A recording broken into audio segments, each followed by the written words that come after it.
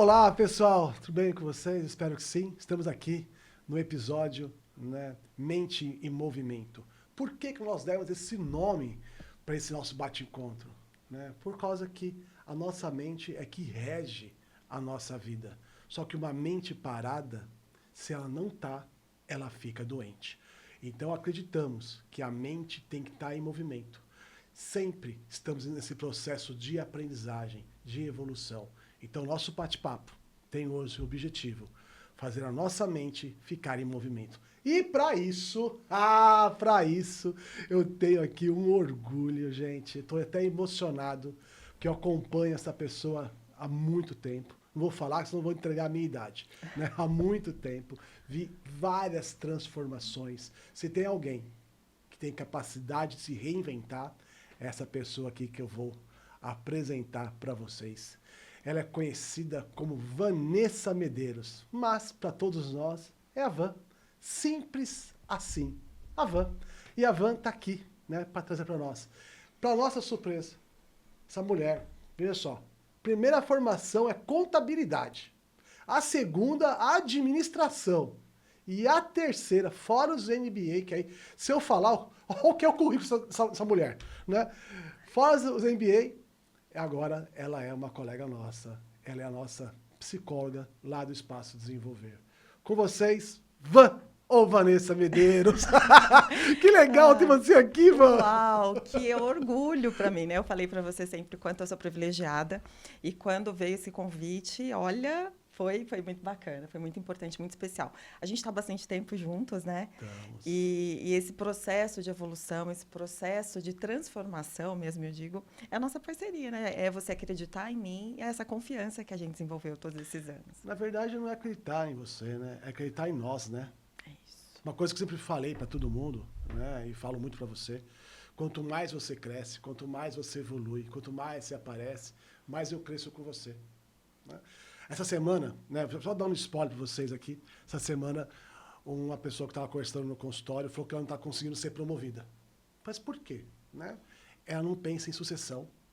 Então ela é muito boa naquilo que ela faz com muita excelência, o ego dela está completamente inflamado de conhecimento, e que ela faz o quê? Ela não delega nada, ela vai capitalizando, e ela resolve. Então a empresa viu nessa pessoa um pilar. Como não tem sucessor, não consegue ser promovida. Essa é a importância da sucessão. Porque quando você tem um sucessor, você garante um degrau, a vida vem e te dá outro para você subir. Então, quando você está aqui comigo hoje, falando um pouco da sua história, da sua transformação, isso me enche de orgulho e também de esperança. Porque o nosso trabalho traz resultados, sim. E é isso que a gente aposta aqui. E você é um resumo, né, de transformação. A primeira transformação, né? Você saiu da contabilidade, você fez administração, você trabalha hoje numa empresa de grande porte, com gestão de pessoas, e caiu na psicologia. Como que você fez, ou como você está fazendo essa transição de carreira? Bom, vamos lá. É bastante história, né? Eu nunca me imaginei sendo psicóloga. Nunca imaginei para a área de humanos. Eu gosto de número. Para mim, as coisas têm que ser exatas. 1 mais 1 são 2 em qualquer lugar do mundo e ponto, né? E gosto muito. Eu estou há 22 anos num grupo aí na frente do RH, com um time bem grande aí de RH. E ao longo desse trabalho, esses 22 anos, eu vi a importância do desenvolvimento de carreira. Então, os meus últimos 13 anos, eu também atuo desenvolvendo carreira, ajudando executivos, ajudando pessoas fora do mundo corporativo também, a se reencontrar profissionalmente. E aí, nesse processo, começando a entender de pessoas, mas primeiro, né, começando a olhar para mim. Tem algumas coisas que a gente vai falar sobre mim. E nesse processo eu vi o quanto era importante eu estudar psicologia também, né? E a psicologia, ela está em todas as áreas, né? É entender do ser humano, né? Porque todas as áreas que a gente trabalha, todos os lugares que a gente frequenta, existem pessoas. E quanto melhor a gente possa contribuir, né? Que eu acho que talvez seja um tema bem importante, e a gente possa entender as pessoas para ajudá-las da melhor forma, isso para mim foi um motivador para que eu fizesse psicologia. Mas como é que você fez eu olhar para mim? A gente não está acostumado a olhar para fora, buscar, né? Eu vejo problema assim, Fabiano, eu vivo vendo frases do Instagram, só que lá, então, por isso que as pessoas buscam muito para fora. Qual que é a importância de buscar para dentro? Quando a gente busca muito para fora, a gente está buscando sempre uma justificativa, né? Por alguma coisa que não possa não estar muito positiva na nossa vida, alguma desculpa que a gente vai buscar, ou esse olhar muito para fora, né? E a gente acaba se perdendo da gente. E tudo parte de quando a gente começa a olhar para a gente, né? Toda mudança, todo movimento, se eu não olho para mim, se eu não vejo, né? O que eu tenho que melhorar? Tudo que é conteúdo que eu estou desconfortável, eu preciso dar um passinho e olhar para mim. Então, toda mudança na nossa vida, ela precisa ter esse olhar para dentro da gente. Então, se eu estou desconfortável, não é mais fácil eu me adaptar à minha dor e conviver do que eu buscar o novo? Mais fácil, sem dúvida, é muito mais fácil. Mas se a gente quer de fato a mudança, se a gente quer de fato sair daquele lugar que não tá cabendo, sair daquele lugar que está desconfortável, né? E eu não estou conseguindo lidar, aí o olhar precisa vir para dentro. E você acha que o medo dessa mudança, ele é mais perigoso ou a preguiça de mudar acaba nos trazendo mais conforto? O que você acha que ganha? O medo da mudança ou a preguiça de mudar? Também. O medo, ele tá ali, né? O medo faz parte. E o medo é interessante, porque ele te traz vários cenários para você avaliar, pensar e construir essa mudança. Claro, ficar na zona de conforto é muito cômodo, né? A gente garante isso. Mas quando você decide, esse olhar de dentro, né, que inspira a mudança, né? Eu acho que assim, a gente tem que pensar na mudança, a gente tem que sentir a mudança. E aí o medo começa a ficar menor. E aí essa zona de conforto, ela já não cabe mais nesse momento, né? Você já decidiu voar, você já decidiu crescer. Eu acho que o medo, quando a gente consegue trabalhar ele bem, ele vai virando respeito. O medo da gente bater o carro faz andar na velocidade adequada. O medo da gente se envolver numa briga faz a gente ficar mais contido. O medo, ele traz a linha do respeito. Só que a preguiça, muitas vezes, não traz nada. Porque a preguiça faz eu ficar onde eu estou. Então, a preguiça, ela vira a falta de movimento. E o medo, pelo incrível que pareça, de alguma forma você se movimenta. Né? Sim. Quando você pega e olha para si, você está falando também de autocuidado, autorresponsabilidade, autoestima, né? Como você lidou, né? Você está falando que você está há 20 anos no mundo corporativo. Há 20 anos atrás, né, existia ainda existe, infelizmente, o machismo. Eu lembro que eu atendi uma mulher, né, e ela também é do mundo corporativo, e ela recebeu uma homenagem. Né? E na homenagem dela, o CEO da empresa falou: gente, eu gosto muito dessa fulana porque ela trabalha como um homem. E acabou aquela homenagem, né? Como é que foi para você lidar com a sua autoestima, lidar com a sua vontade de crescimento há 20 anos atrás, onde existia uma barreira de preconceito tão forte? Existe, né? Como você falou que outro dia você ouviu isso, né? Existe, assim. Mas também esse é muito um olhar para fora. Essa é uma realidade que existe. Mas aí eu vou continuar me cercando dessa realidade por fora ou eu vou voltar aqui para dentro para avaliar? Há 22 anos, era uma menina cheia de medo, insegura, com vários problemas de autoestima, com vários problemas do olhar, tanto para fora quanto para dentro. Mas aquele lugar já não estava confortável mais, porque eu tinha sonhos. Eu tenho muitos sonhos ainda. Eu queria crescer, eu queria ser uma pessoa melhor. De onde eu vim, de um mundo muito machista, uma cultura muito pequena. Mas eu quero fazer a diferença, eu sempre falei isso. E continuo falando porque eu estou buscando essa versão. Eu sempre quis buscar uma versão melhor minha para que eu pudesse contribuir, de certa forma, com as pessoas que eu convivo, que me buscam, que pedem ajuda.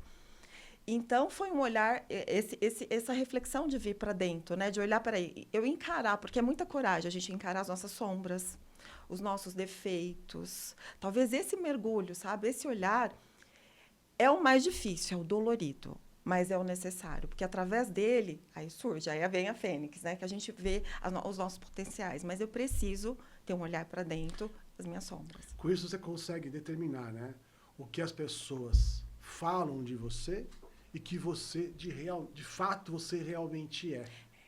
Esse é um processo, né? O começo desse olhar, o começo de você colocar as coisas num lugar. E uma coisa que eu costumo falar muito, a autoestima, o que eu vejo no espelho, ela é um reflexo daquilo que eu tenho aqui dentro, né? E o que eu tenho aqui dentro, eu tenho muita segurança do que eu construo, do que eu faço, para onde que eu estou indo. Se cada vez eu vou construindo dentro de um caminho, dentro de uma jornada segura, de acordo com os meus valores, Isso traz autoestima. É a autoeficácia que eu costumo falar. Autoeficácia? Autoeficácia. Autoeficácia é aquela garantia do que eu estou construindo aquele passo, sabe? De cada vez.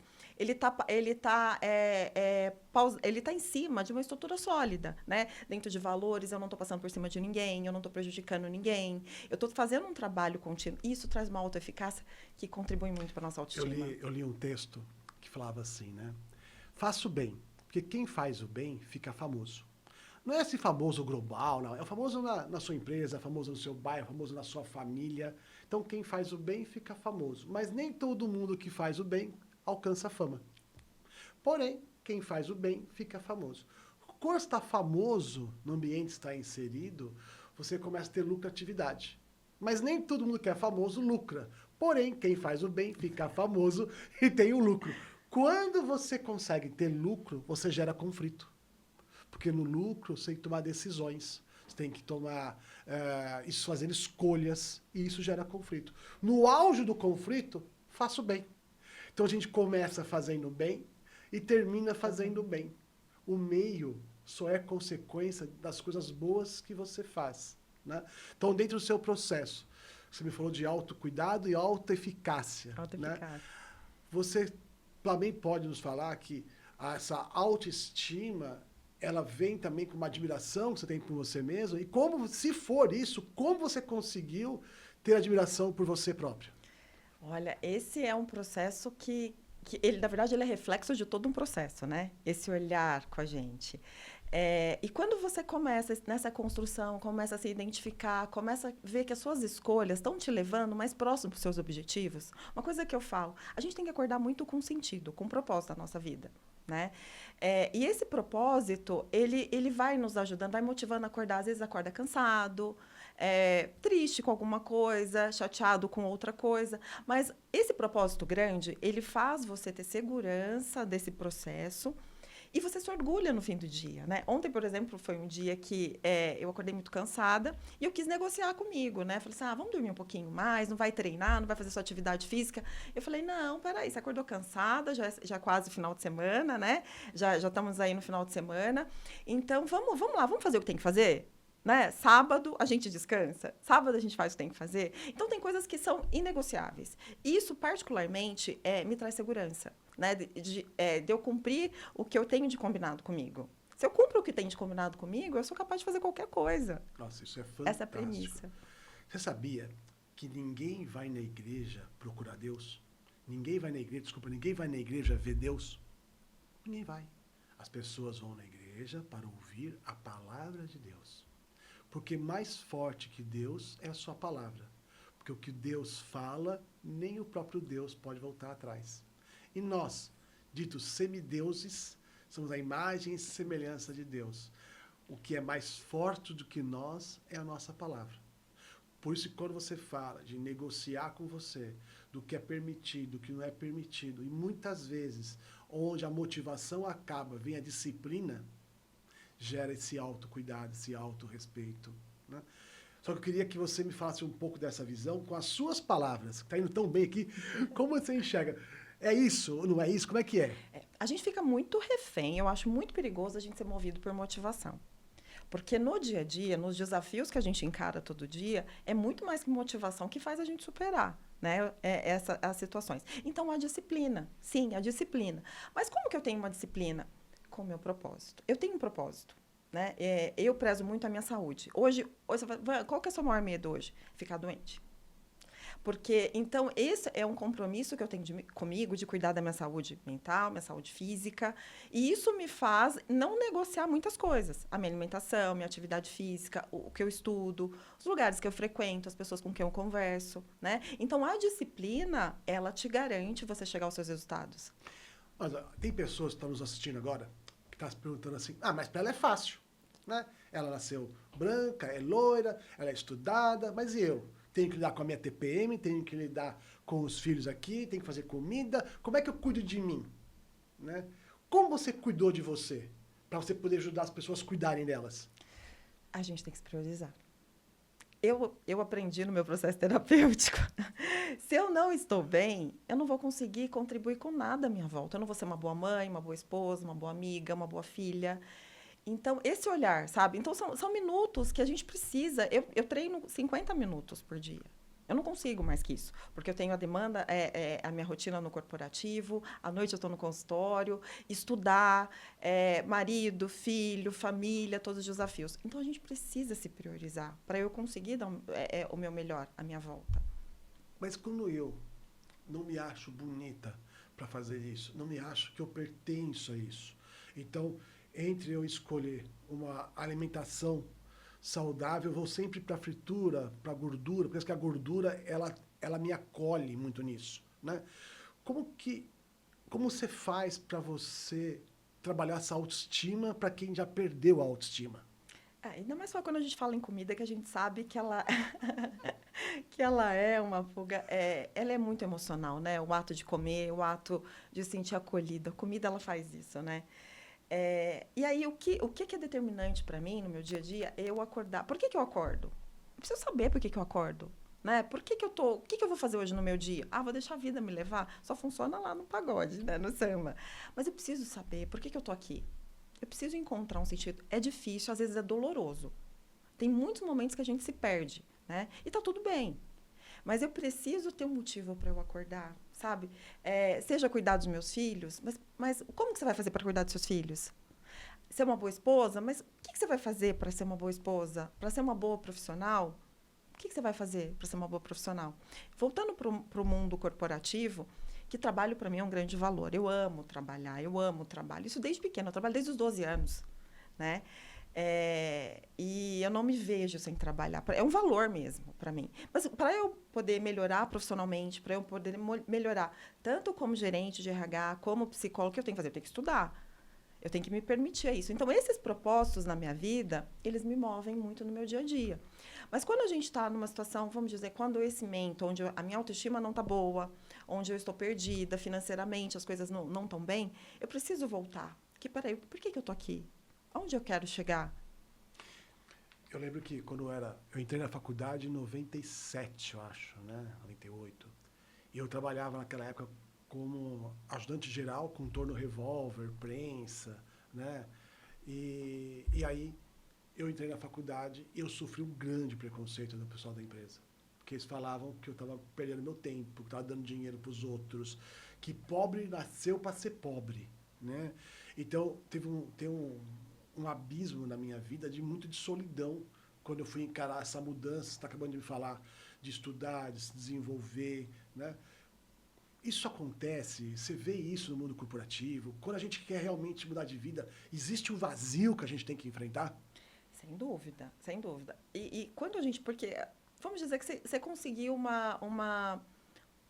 você conquistou, né? Depois de 18 anos no mundo corporativo, você conquistou, né, o conhecimento, você conquistou... Estabilidade a gente não fala, mas assim, você conquistou um conhecimento. E aí, como que você pega todo esse conhecimento e muda, né? Eu saio de muitas questões exatas.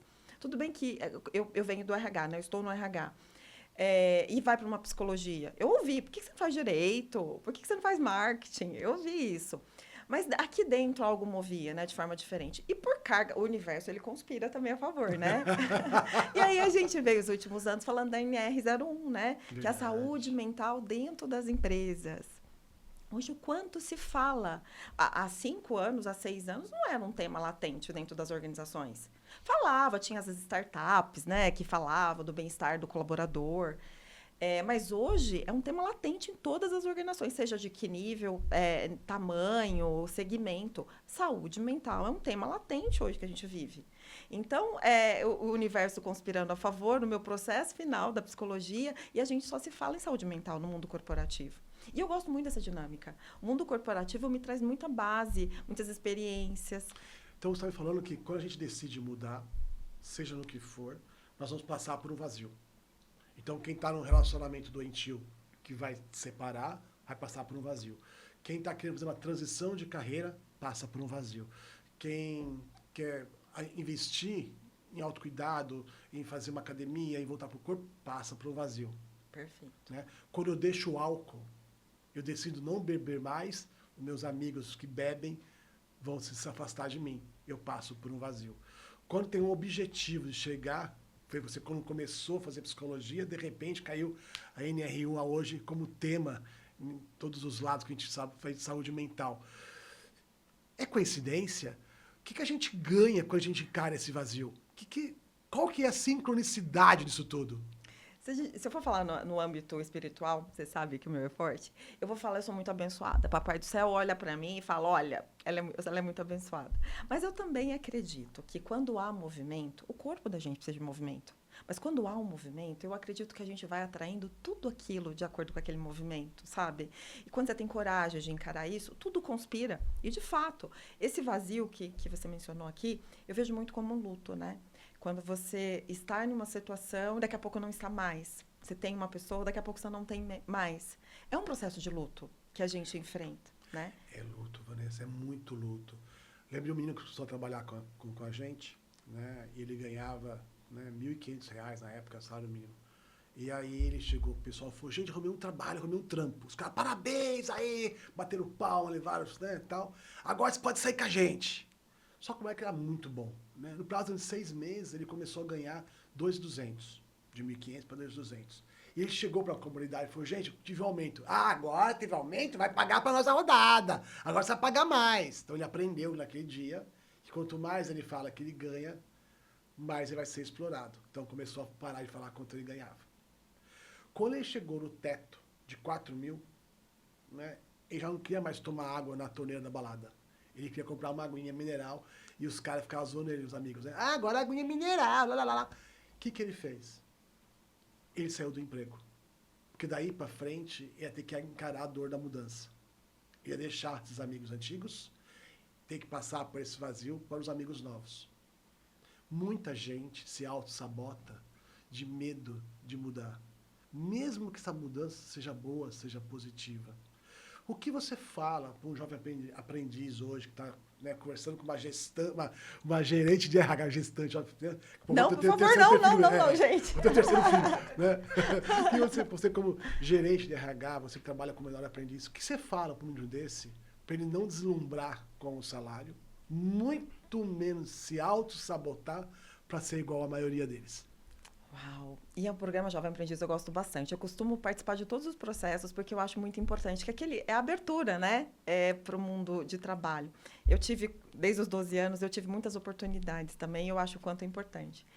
E eu falo, bom, tem objetivo, né? Começa numa empresa, tenha curiosidade, aprenda, sabe? Se permita, pergunta. Eu falei, aquelas pessoas que você mais admira, esteja perto, né? A gente precisa ter humildade para aprender, né? E então se permita aprender, observa. Hoje, o mundo corporativo, o trabalho, né, ele demanda muita versatilidade. Então, assim, vai estudar, vai aprender, vai conversar com as pessoas, né? Trabalha a comunicação, é uma grande habilidade que a gente está com muita dificuldade nas organizações. Né? Comunicação. Menina do céu, né? Isso é fantástico, porque a gente vê no consultório, né, tem pessoas que são muito, mas muito boas tecnicamente, só que não conseguem ser promovida. 90% dos altos executivos estão perdendo emprego hoje por conta de relacionamento. A comunicação, ela virou primordial. E é engraçado, né, que nunca se teve tantas ferramentas para se comunicar, né, WhatsApp, Teams, redes sociais, mas ao mesmo tempo as pessoas não estão mais sabendo falar. Por quê? Ficam presas naqueles viés, né, de comportamento e não desenvolve. Então, como você fala de comunicação, é extremamente importante. Só que para eu poder me comunicar, eu não posso ser rígido. A rigidez é o principal motivo de falta de comunicação. Como você enxerga isso? Sim. Hoje, esses viés, esses recortes que a gente vê muito de perfeição, de mundo bacana, de sucesso, isso também afasta as pessoas, deixa as pessoas inseguras. E uma coisa que a gente precisa trabalhar é ego. O ego, Uau. ele coloca a gente num lugar onde a gente não se conecta. E nesse lugar é meio sozinho. Então, você acaba perdendo o tato com as pessoas. A gente precisa se colocar numa cadeira de estamos juntos nesse processo. Eu acho que o ego, se a gente consegue trabalhar o ego nesse processo, é uma grande ferramenta para ajudar na comunicação. Porque ninguém é perfeito, né? Não. Isso acontece muito com psicólogos, né? Não só psicólogos, de todas as áreas. Mas aquele psicólogo tem tanta experiência que quando o paciente vai falar, ele já sabe a resposta. Quando o seu colaborador vai falar, ele tem a resposta. E aí, até a resposta está certa. Só que não cria conexão. Porque dá sempre a sensação, ele está sempre certo. Ou melhor, eu sempre estou errado. Então, num ambiente de empresa, onde não tem reconhecimento do meu trabalho, onde não tem um feedback para poder me orientar se eu estou certo ou se eu estou errado, como fica a minha autoestima se eu não tenho referência? Essa referência, por isso que ela tem que buscar. A gente hoje trabalha-se muito, né, como o feedback como uma ferramenta, né, de gestão, né, para que a gente dê feedback para as pessoas, para que a gente direcione. Mas a cadeira de gestor também é sozinha. Ela é sozinha. O gestor também, muitas vezes, ele fica sozinho, ele tem que buscar ajuda, né? Eu recomendaria terapia para todo gestor. Todo gerente tem que fazer terapia. Até o psicólogo. Todo psicólogo também. Então, a gente precisa trabalhar egos dentro da organização. O ego, ele faz você ficar ofendido por qualquer coisa. O ego, tipo assim, eu não vou falar isso porque... não vai caber bem ao meu papel de gerente, de diretor. Isso afasta e não cria, de fato, a conexão. E o que conecta as pessoas é a gente estar próximo, né? Entender as dificuldades das pessoas. Olha, eu não entendo a sua dor. Ninguém entende a dor de ninguém. Não tem esse negócio, eu entendo o que você está passando. Não entende. Porque cada um sofre de uma forma, né? Mas quando eu me coloco do lado da pessoa, se precisar de alguma coisa, eu estou aqui. Né? Conta comigo. Se precisar de alguma coisa, quiser conversar, quiser almoçar, quiser tomar um café. Porque essa questão eu entendo o que você está passando. Ninguém entende. A gente precisa trabalhar e buscar recursos individual, né? Um líder com a baixa autoestima, um líder com o ego massageado, como que isso pode afetar a equipe? Isso afeta a equipe? Como é que acontece? Quando a gente vê que o líder está doente. Quem cuida de quem cuida? É isso. A liderança, eu gosto muito de falar desse tema, né? Porque a gente tem uma equipe de acordo com a maturidade, né? A gente fala na liderança situacional, que é a maturidade da equipe e a maturidade dessa liderança dentro das organizações. E as empresas precisam olhar para essa liderança, ela tem que estar alinhada com os propósitos da empresa. Onde que a empresa quer chegar? Essas diretrizes estão claras? E aí você prepara essa liderança de acordo com as diretrizes da empresa. E esse nível de maturidade é o que ele vai formar a equipe. Porque o líder tem que ser sensível, né? Ele tem que saber que aquela pessoa é mais operacional, essa aqui é mais estratégica, essa daqui consegue fazer entregas diferentes. E o líder precisa desse apoio. Mas aí eu tenho uma liderança, tá? Que ela foi moldada por líderes dos anos 80, dos anos 90, onde tinha muito a questão de obedece quem tem juízo, fala quem pode. Ok? Então, esse líder veio dessa gestão e hoje, né, eu falo muito que o mundo de 2020 para 2025 é completamente diferente. Né? É outro mundo, é outra forma de reagir. Esses 5 anos que passaram, de 2020 a 2025, traz pelo menos 3 a 4 gerações de mudança. Então mudou muito e muito rápido. O líder, que hoje ele fala, obedece quem tem juízo, como que esse próprio líder vai saber que ele está doente? Como que ele vai buscar ajuda se ele não sabe que precisa de ajuda? Se ele não sabe, a gente está ouvindo em todo lugar, que é o burnout, né? Ele vai ter uma estafa, né? E ele vai ter que buscar ajuda e nesse processo ele se rever, ele precisa se reinventar. Esse líder que fala que faça o que eu mando, né? Fala, não quero saber sua opinião, lá. O sistema hoje, ele engole esse líder. Ele precisa se reinventar. E ele acaba adoecendo, né? Porque ele fica perdido, né? Como se ele estivesse num limbo. O que ele acreditava, vamos falar há pouco tempo, há 10 anos, hoje não funciona mais. Hoje a gente precisa ter uma liderança que se adapte às pessoas. A gente volta a falar da NR01. A gente sabe que tem aquele personagem icônico, né, do Coringa, que quando mais nervoso ele fica, mais ele dá risada. Né? Existem líderes hoje que quando eles ficam nervosos, eles soltam piadinhas. Né? Como você trabalha esse tipo de liderança? Olha, isso mostra uma insegurança enorme, né, desse líder. Ele mostra uma insegurança. É aquela, para eu me defender, eu, né, ataco de forma engraçadinha, né? O sarcasmo, toda aquela questão.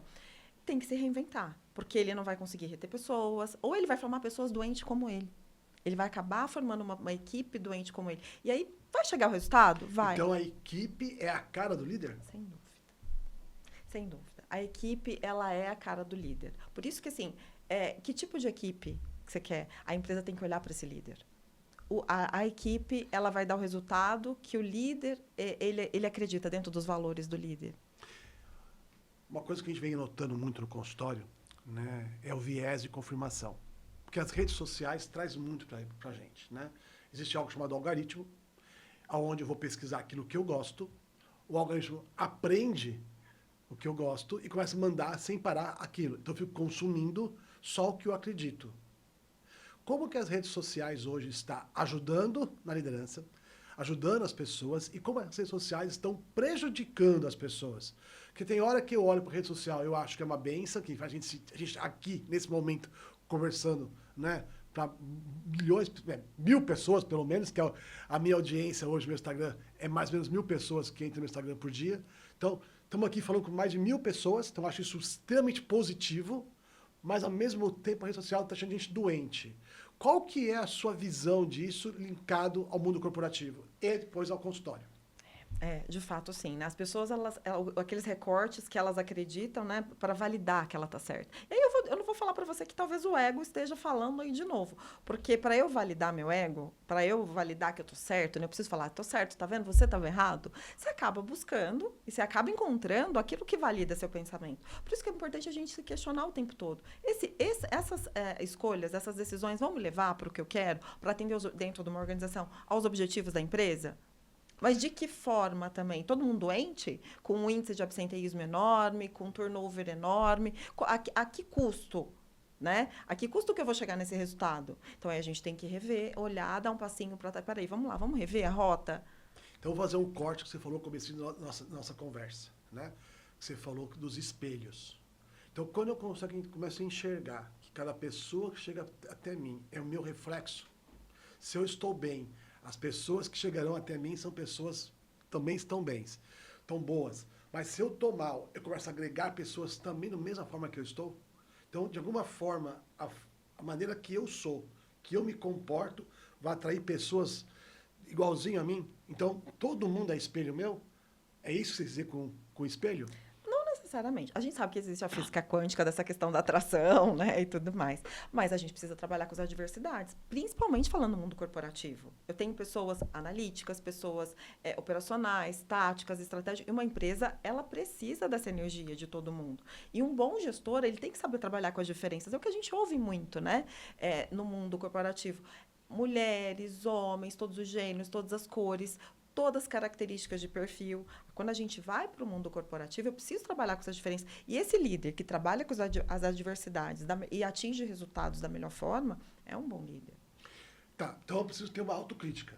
É isso que você está falando? Sempre. Tá? Só que existe, né, uma teoria que eu acho interessantíssima, não é minha, eu não lembro o livro que eu li. Falava assim, que existe um tribunal secreto mental, onde tem um juiz, o promotor, e não tem ninguém para defender. Essa autocrítica que eu tenho, né, esse diálogo interno que eu tenho, como é que eu faço para mim não ser cruel comigo, nem ao mesmo tempo para me auto-sabotar? Como eu encontro o equilíbrio para eu conseguir, a cada dia, ser uma versão melhor minha? Uau! Esse é um grande segredo, viu? Essa é a resposta de milhões.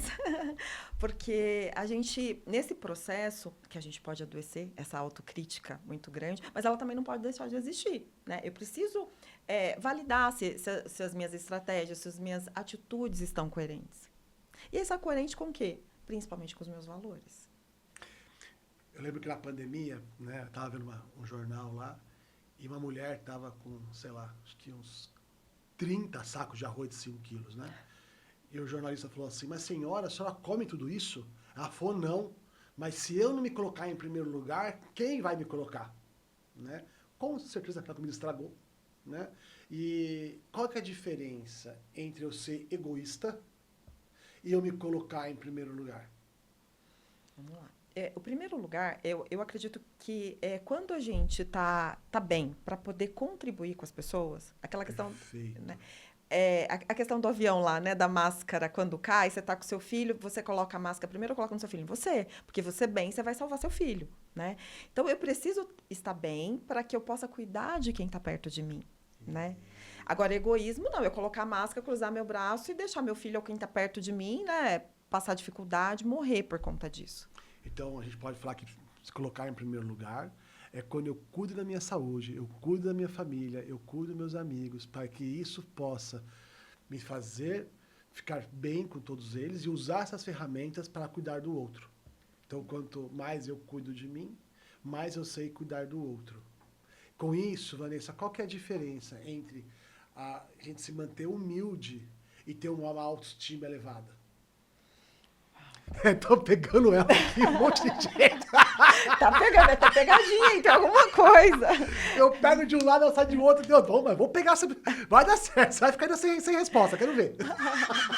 Mas quando a gente...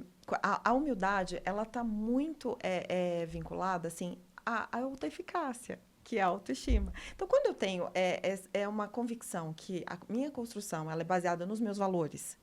Meus valores, o que é? Não prejudicar ninguém, não passar por cima de ninguém. E isso tá me fazendo ser uma pessoa melhor? Tá construindo uma versão melhor da Vanessa? Vai me ajudar na minha autoestima. E eu não preciso provar nada para ninguém. Eu não preciso ser melhor do que ninguém. Mas eu posso somar com as pessoas que estão à minha volta, né? Para agregar, que eu possa crescer e que todo mundo cresça à minha volta. Tá bom. Vamos fazer Passei. Não, vamos mudar de assunto. Tá bom. Já que está indo muito bem na parte corporativa, deixa eu fazer uma pergunta mais de relacionamento para você. Vamos lá. Né? Então, eu tenho uma autoestima, eu acredito em mim, eu sou vaidosa, eu tenho minha vida. Só que eu entrei numa relação onde a pessoa vai me minando. Tudo que eu faço está errado, que eu não sou boa o suficiente. Ai, se não fosse eu na sua vida. Como que eu vou lidar com a minha autoestima se eu tenho um relacionamento destruindo ela? Sai dessa. Pessoal ou profissional? Você que manda. Pergunta difícil pra caramba. Mas a gente é a média das pessoas que a gente convive, né? A gente, as 5 pessoas que a gente convive. E estar dentro de uma relação dessa, eu vou acabar acreditando nessa versão. Eu vou acabar, por mais que eu tenha uma autoestima, por mais que eu tenha uma segurança. Por isso que rever muito, tanto a rota, quanto os ambientes que eu frequento, o que eu ouço, o que eu leio, né? E as pessoas com quem eu converso, isso ajuda muito a gente a ter uma reflexão, sabe? Do seu papel. Porque se você está numa relação dessa, você vai atrair pessoas, as amizades vão validar. É o algoritmo da vida também, né? Não é só da internet. Então, eu preciso ter um olhar crítico sobre isso. Porque senão vai atingir minha autoestima. Lembra antigamente tinha aquele peru sadia que saía um termômetro, né? Saía um pininho assim, ó, tá Acho pronto. que existe ainda, Não né? existe, eu acho que sim, né? Como que a pessoa sabe que ela tá numa relação doentia? Como que ela consegue identificar isso? Se ela tá sendo envolvida? Qual que é o termômetro da onde o meu amor, ele virou uma prisão? Vamos lá. As pessoas têm uma ideia romântica, né? Que eu preciso encontrar a minha metade. E não é esse o caminho, né? Eu preciso estar muito inteiro para estar dentro de uma relação inteira. Quando eu estou numa relação, esse é um termômetro legal. Essa relação me faz ser uma pessoa melhor? Ela me traz segurança, ela me proporciona... A relação, eu não estou falando da pessoa, tá? Porque são 2 pessoas dentro de uma relação. Uma relação são 2 pessoas. Seja profissional, seja pessoal, né? Então, se essa relação me faz ser uma pessoa melhor, uma pessoa que eu consiga me aproximar dos meus sonhos, dos meus propósitos de vida, é uma relação que, ok, faz sentido. Agora, se essa relação me faz acordar duvidando de mim, se essa relação me faz duvidar de quem eu sou, será que tá certo mesmo? O tempo todo questionar, e aí vai refletir automaticamente aonde? Na minha autoestima. Então, se a sua autoestima está abalada e te colocando em débito, né, te colocando em xeque o tempo todo, eu preciso reavaliar essa relação. Tá, eu percebi que eu tô com a minha autoestima, né, prejudicada. Como eu faço para começar a fortalecer essa autoestima? Qual que é o caminho? Como eu volto a me conectar comigo mesmo? Não é o espelho. Não é o espelho, porque o espelho ele vai te sabotar ali, né? Ele vai te entregar as fotos. Não são as fotos aí que a gente posta na internet. Mas é o cuidado. É o cuidado. Quando eu cuido de mim, eu cuido das minhas escolhas. Poxa, eu não vou comer 2 pães de manhã. Eu não vou deixar de treinar. Eu não vou, sabe, ir em lugares que vai me fazer mal. Eu não vou fazer escolhas que me deixam mal. Então, sempre o primeiro cuidado, quando a gente fala de autoestima, é a gente cuidar da gente. É um cuidado pequeno. Fazer uma boa leitura, ouvir uma música bacana, fazer escolhas saudáveis de alimentação, de atividades, lugares bacanas. Uma coisa que eu falo no consultório, né, na hora do banho. Né? Quantas vezes a gente lava o cabelo 2 vezes porque eu não lembro se lavou o cabelo? Por quê? Tá tomando banho pensando em um monte de coisa. Então, o autocuidado começa no nosso banho. Quando eu paro para prestar atenção em mim. Então, eu não vou passar a mão no cabelo, eu vou massagear meu couro cabeludo, vou lavar meus cabelos. Não vou pegar aquela bucha, esfregar na minha pele, não, eu vou passar o sabonete. E vou olhar para o meu braço, para o meu outro braço, para o meu corpo. Vou tomar consciência do todo que eu represento para mim mesmo. Então, o autocuidado começa quando você entende que sim, você é o princípio de tudo para você mesmo. Só você vai estar no dia do seu nascimento. E só você vai estar no dia da sua morte. Então, você é a única pessoa que garante toda a sua própria existência. Quando a gente está nessa relação doente, nós temos que buscar ajuda. E são essas pessoas que vão até nós. Né? E quando chega no consultório, como você acolhe uma pessoa dessa? Uma pessoa que chega de um relacionamento abusivo, tóxico, que a gente ouve falar muito aí, ela chega com uma autoestima quebrada, né? Sem coragem, achando que ali naquela relação, se ela terminar, acabou a vida, e se ela continuar, ela vai acabar a vida dela. Então, é fortalecer, né? Dentro de sonhos. O que você tinha um sonho quando você era mais nova? O que você queria para sua vida? Então, você começa a resgatar uma versão onde tinha sonhos saudáveis, onde tinha projetos saudáveis, né? E quando você volta para esse olhar, a pessoa começa a reviver, né, situações tipo, peraí, o lugar que eu tô não tá me aproximando do que eu quis um dia. E aí começa esse olhar pequeno, sabe, no dia a dia, para que, peraí, eu preciso mudar, tirar esse óculos, né? Tirar esse óculos e colocar um óculos novo e trabalhar a autopercepção, o autocuidado. Muita gente no meu ciclo de amizade, né, está passando por uma questão de transição de carreira. Né? Eu tenho amigas que trabalhavam como TI, como engenheiras, né? Enfim, e não se cabiam naquele lugar. Né? Faziam porque aprenderam que tem que crescer, arrumar uma profissão e trabalhar, né? Se aposentar e morrer. Hoje a gente não faz mais isso. Hoje a gente vive uma experiência. Mas para essas pessoas que hoje elas olham para trás e falam, puxa, acho que eu tomei decisões que foram equivocadas para mim. E ela olha para o futuro e fala, mas será que eu vou conseguir chegar? Ela está nesse meio, né? Você quem está assistindo o podcast está vendo que eu peguei vários caminhos. Né? Eu fui para o mundo corporativo, falei de liderança, depois eu falei de clínica, falei de vida pessoal. E estou fazendo aqui uma costura. Né? Eu acho que a gente pudesse definir, nosso bate-papo seria, né, corte e costura, que a gente vai costurando um monte de assunto. Né? E tem gente que está te ouvindo hoje, mulheres que estão se identificando com você. Para quem está nesse momento de vida, onde ela entende que o que ela fez no passado não faz sentido, e atenta hoje buscar algo com propósito, como você mesmo disse, e ela olha para o futuro com insegurança, o que você falaria para essa pessoa? Essa Vanessa que está aqui, ela não nasceu agora.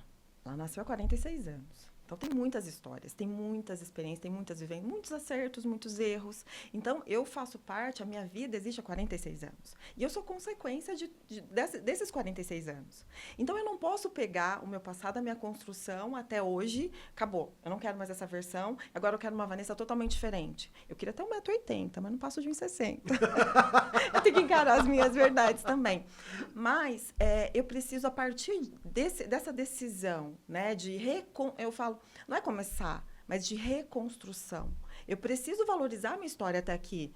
Né? Eu preciso ter gratidão por cada versão da Vanessa, por todas as pessoas que eu permiti me magoar um dia, que me trouxeram essa versão que eu estou aqui, por todas as experiências negativas que eu tive, essas experiências me trouxeram aqui. E aí eu preciso dar um viés, eu preciso reconstruir uma nova página, mas com essa versão que eu tenho aqui. Quando eu cheguei para minha psicóloga, eu falei pra minha psicóloga assim, mas eu sou muito ansioso. Eu sou ansioso, sou hiperativo, eu não paro. Sabe que você é um bom psicólogo, né? E aí minha psicóloga falou para mim assim, Fabiano, as ferramentas que você descobrir que vão te ajudar são as ferramentas de transformação para quem te procurar. Foi quando eu entendi que as coisas vão acontecendo na minha vida, vão me tornando a versão com que eu sou hoje. E cada passo, cada descoberta, principalmente quando eu entendo e aceito as minhas vulnerabilidades, é que eu consigo me conectar com as pessoas. Eu acho que quem está nessa transição de carreira, quem está olhando para trás e falando assim, será que eu fiz errado? Quem olha para frente e fala, será que eu tenho medo desse futuro? Entenda que a sua história, ela gera o seu próprio propósito. Porque tem pessoas que também estão ouvindo você falar de alguém que começou com contabilidade, que foi para administração, que foi fazer coach, Sim, sim. que trabalha em recursos humanos, que hoje é psicóloga comportamental, que tem esse viés, tanto está no consultório atendendo, quanto está dando... Eu acho muito legal, de manhã você está lá com uma gestão de equipe falando, à noite você está no consultório. Então você hoje representa a esperança para muita gente que está nos assistindo. Né? O medo do desconhecido não pode parar quem nós queremos nos tornar. Por isso que uma das perguntas que faço muito no consultório é: qual é o seu sonho? O que você deseja ser? Porque você pode construir, junto com você mesma, a versão que você decidir ser. Paga-se um preço, como tudo na vida. O preço chama processo. Mas quando a gente encara o processo, a gente ganha um propósito. E você hoje está de parabéns. Né? Eu te acompanho há tantos anos. Você encarou muito processo. Você encarou relações, né, negativas. Você encarou liderança machista. Você encarou mais uma faculdade. E hoje, posso te dizer que você é símbolo de esperança para quem está nos assistindo. Né? Queria que me contasse, né, como está sendo a sua experiência em gravar no estúdio, como é que está sendo, tá falando com microfone, com câmera, porque tem gente que fala assim, eu não vou conseguir fazer o que ela faz. Eu consigo trabalhar bem a ansiedade, né? Mas confesso que horas aqui, um pouquinho antes, comecei a ficar meio acelerada, Mas assim, aí eu volto a falar, por que eu tô aqui? Que eu queria que um pouquinho desse recorte chegasse a alguma pessoa que está precisando, que se eu puder fazer a diferença na vida de uma pessoa, puxa, é um degrau, é uma estrelinha que eu ganho na minha vida. Então, esse sentido maior, peraí, né? Dá uma respirada, se organiza, para que a gente possa ajudar. Fácil não é, mas é uma decisão. Eu quero fazer um desafio para você. Ai, meu Deus, vamos lá. Um desafio. Tá puxado hoje. Nós estamos falando com a Vanessa profissional. Você topa voltar aqui, fazer uma outra conversa, mas só com a Vanessa? E a gente falar um pouco de esclerose? Bora lá. Pessoal, não perca nosso próximo bate-papo. Vou voltar de novo com a Vanessa Medeiros para ter um tema aí super relevante, que é a esclerose. Vanessa, obrigado por esse primeiro contato. Foi sensacional. Foi incrível. Espero que as pessoas gostem desse conteúdo. Tem muita coisa bacana. Vários cortes interessantes de vários posicionamentos. Muito obrigado. E eu encerro aqui falando que realmente, né, a cura vem pelo movimento e você é prova disso. Obrigada. Você está em constante movimento. Obrigada, Fábio. Obrigada pelo convite. Obrigada pela confiança, viu? Obrigada. Obrigada por ser uma figura importante aí nessa transformação. Obrigada. Beijo. E aí, gente? E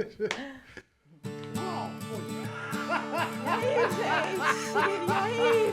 Tô suando.